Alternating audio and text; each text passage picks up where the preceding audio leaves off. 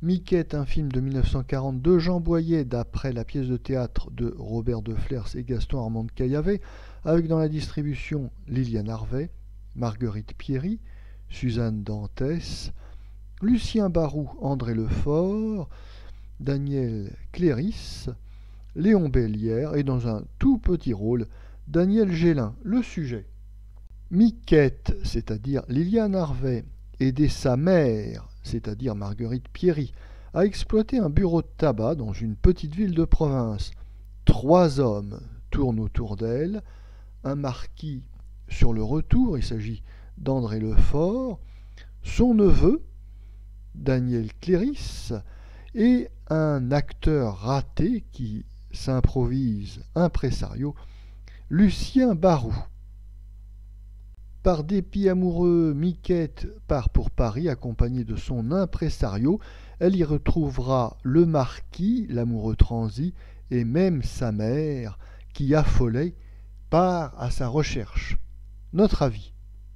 De la toute fin du XIXe siècle jusqu'au début de la Première Guerre mondiale, de Flers et de Caillavet seront les rois incontestés de l'opérette et de la comédie légère. Une de leurs œuvres les plus célèbres, Miquette et sa mère, sera adaptée 3 fois au cinéma. La première en 1934 avec Michel Simon dans le rôle de l'impresario.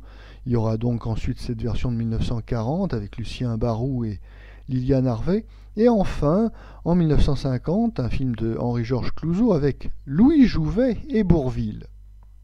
Dans cette version de 1940, le réalisateur Jean Boyer essaye de moderniser un petit peu cette pièce de 1906 qui en a bien besoin, mais malgré quelques morceaux chantés, un petit peu swing, malgré quelques pas de danse, de claquettes, tout ça n'est pas très convaincant, c'est un ravalement de façade.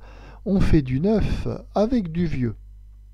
Le sujet étant très très léger, le film ne peut en réalité s'apprécier que par rapport à son interprétation, que par rapport à ses acteurs, et il faut bien reconnaître que cette version de 1940 est la moins réussie des 3. En effet, si en 1934, Michel Simon, dans le rôle de l'impresario, nous réservait de très très bons moments, franchement drôles, et si la version de Clouzot en 1950 est amusante grâce à Louis Jouvet et Bourvil, eh bien, il faut bien dire que par comparaison, cette version de 1940 est bien tristounette. Oui, nous avons ici un couple de vedettes qui n'arrive pas à convaincre le spectateur, qui n'arrive pas à attirer son attention.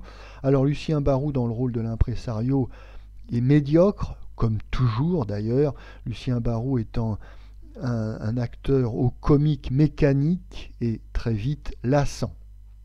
Sa partenaire ici, c'est l'actrice allemande Liliane Harvey, qui a connu son heure de gloire au début des années 30, notamment avec le Congrès s'amuse en 1931, mais ici en 1940, bien qu'âgée seulement de 34 ans, il faut bien reconnaître qu'elle a les traits tirés et qu'elle est un petit peu marquée. Alors, évidemment, ça n'est pas très galant de souligner ce genre de détails chez une actrice, mais c'est injuste, mais c'est comme ça. Les actrices ont une carrière plus courte que les acteurs, et dans ce rôle de jeune fille, d'ingénue, Liliane Harvey ne convient pas. Elle est mal distribuée et l'invraisemblance déjà du sujet est renforcée et soulignée par son physique qui n'est plus celui de la jeune fille du Congrès s'amuse de 1931. On oubliera donc bien vite cette version décevante de 1940, et comme je le disais, pour les amateurs, s'il y en a, de l'œuvre de Flers et Caillavet, eh bien, il vaut mieux voir les versions de 1934 avec Michel Simon et celle de 1950 avec Louis Jouvet et Bourvil.